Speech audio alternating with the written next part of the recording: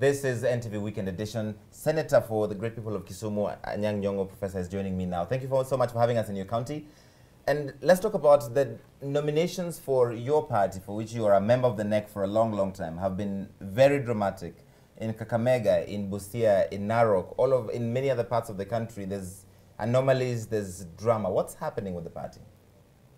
I don't think you can ask what's happening in the party. Maybe the right question is what's happening in the nominations. What's happening with the nominations? Because that's a representative of the party, right? Yeah, I think because I've also been concentrating on my own elections, but I think it's the interest, the tremendous interest that people show in this nomination, the tremendous pressure that the candidate puts on the election officials, and the detailed work needed before the nominations start. I think this is why I can understand why some parties were going for IBC to do this, but that is also problematic, because if IBC does it and there are problems, then of course people begin doubting the IBC its capacity to run the national election. So we are caught between the devil and the deep blue sea. That one, it's not easy to manage nominations, and two, notwithstanding the fact that it's not easy to manage nominations, the candidate puts too much pressure on the officials, I think. And the logistics is not easy. You know, quite often the returning officers, the presiding officers are not quite certain of the terrain, okay, on that particular day. And so just the logistics of moving papers from point A to point B and making sure that they are there in time and that the agents are there in time. Sometimes really it's not really the mistake of the election officials. It is the agents. I'm telling you, I've been Secretary General of the party. Managing agents is an extremely difficult task. How can ODM expect the IBC to carry out a free and fair election when you can't even carry out a free and fair nomination exercise? Because as distinguished from the IBC, the political parties are not specialist agencies in running elections. The IBC has all the resources, the time, the technology, the personnel, and so on to do that.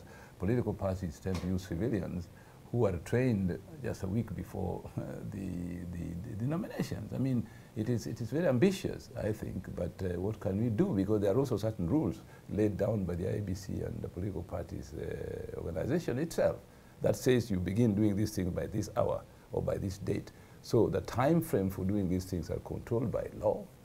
That law exists before the parties begin doing their nominations. And you know, from the outside, you may blame the political parties and think that they are messy. From the inside, you will find that the technology of running elections is that's easy. But that is not to say that we shouldn't do things well. I mean, it is incumbent upon us to do things well, definitely. But when things go wrong, we should also examine the causes of those things go wrong. Finally, some candidates are just naughty. I mean, they begin hiring goons and trying to steal ballot papers and collude, bribe certain election officials, and all these bad habits of Kenyans when they appear during elections, they really mess up political parties. I know of instances where you can see that this is really the making of a candidate colluding with certain officials to make it difficult for the process to be free and fair. Do you want to name any names? I don't want to, because I'm not allowed to. First of all, I'm a candidate, you know. Right. So just outside your governor race here, what about in other states? There's been drama, for instance, in Ruaraka with TJ Kajwang and Elizabeth Ongoro, and she eventually ended up leaving the party. Well, you see, that one started before the nomination. That's during the campaigns. You see, the party has very clear rules, and I'm glad the party is taking drastic steps. But how do the drastic steps help if a candidate is disciplined and then she decides, I'm not going to work here anymore, and they will leave? Well, that is their freedom given by the Constitution. Given by the party Constitution, by the way. The party doesn't compel you to remain with the party. If you feel you are no longer party to that party, you know, this individual freedom. If you feel that this is not the place to feel at home, the party is not going to chain you with a 1,000 kilogram heavy chain to remain in the party. The party will say, sorry, apparently the time has come to part. Okay. Is this because when you are long-time Secretary General of ODM, you didn't put in place enough structures to make sure these situations don't arise? We did. Because every nomination cycle brings its own share of drama. No. We did put things in place. Now let me tell you, as a matter of fact, The ODM nominations in 2007 in many places went very well. The ODM nominations in 2013 too went very well. The small places where they didn't go well, they went very badly. Yeah, definitely. Those are small places. But please, don't use specific situations to make generalities about all the nominations. I mean, you have to be scientific about this. You have to say, this one went wrong, this one did not go wrong. For example, you see that when the party made a very wise decision to give certain people direct tickets, it was as a result of examining the candidates in that place and finding, really, this guy does not really have any serious challenge. Why do we raise resources having a nomination here? How can the party decide who has a serious challenge when it's supposed to be a democratic process and you're coming in for criticism for being undemocratic by issuing direct tickets to some of these places, governors, MPs? Let's not use the word democracy so loosely. Political parties are political parties. One of the things in the Constitution, political parties are there to identify candidates according to their rules.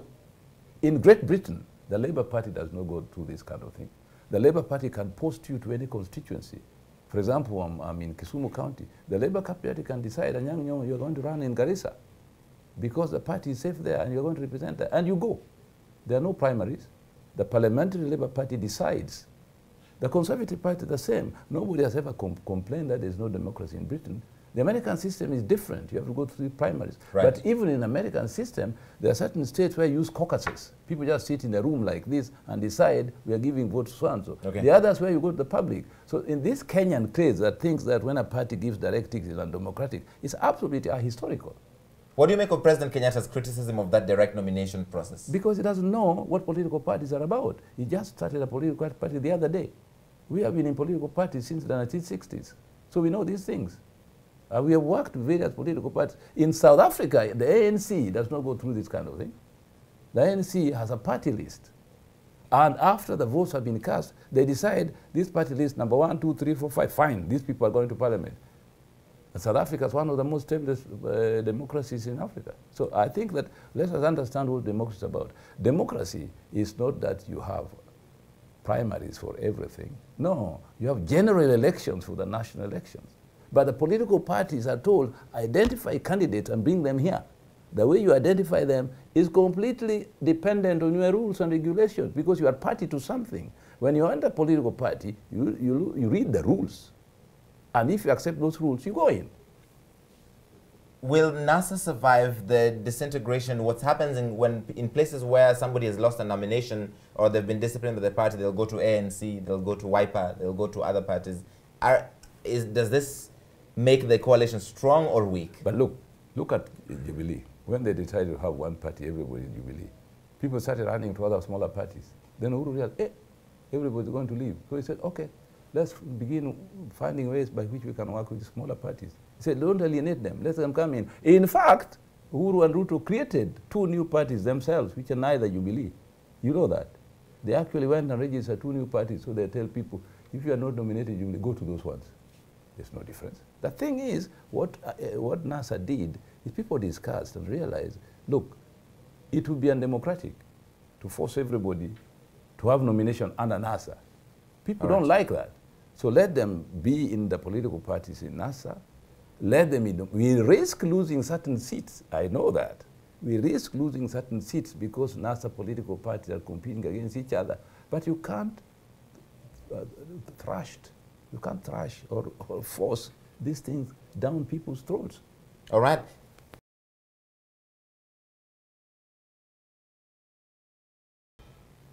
Welcome back to NTV Weekend Edition from NTV Kisumu. You know, this is the second time we've lost power when we're with you. On Sidebar the other day. Yeah, in Stanley Hotel. I think money has been poured to finish me. Somebody says KPLC has wameamua kwa Judas Iscariot on us. Live TV betrayal on this Easter weekend. I'm telling you.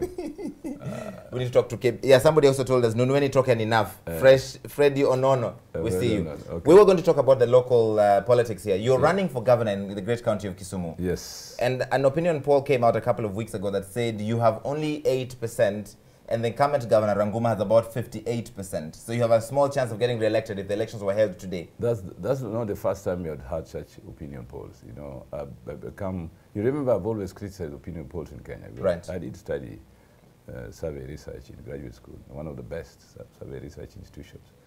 the National Opinion Research Center in Chicago. And when I see the methodology used in opinion research here, they're just commercial things meant to please the person who pays the piper. And I've looked at them, all of them, even the last one. I think they're far from reflecting reality.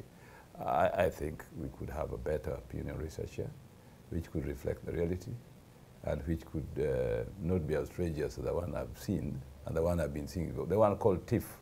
TIFA, whatever it is, which is even more outrageous. I think what happens to me is that the samples they choose are skewed deliberately or from a database that is not that representative, okay? So I'm not bothered about the opinion polls. In the final analysis, it's not Infotrack or TIFA which will vote. The people of Kisumu will vote. Would you say the same if it had you leading? Like that. Somebody Yes. gave me 58% and my next is 8. I would denounce it. I mean, really. And secondly, even if you look at the percentages, I mean, I was shocked.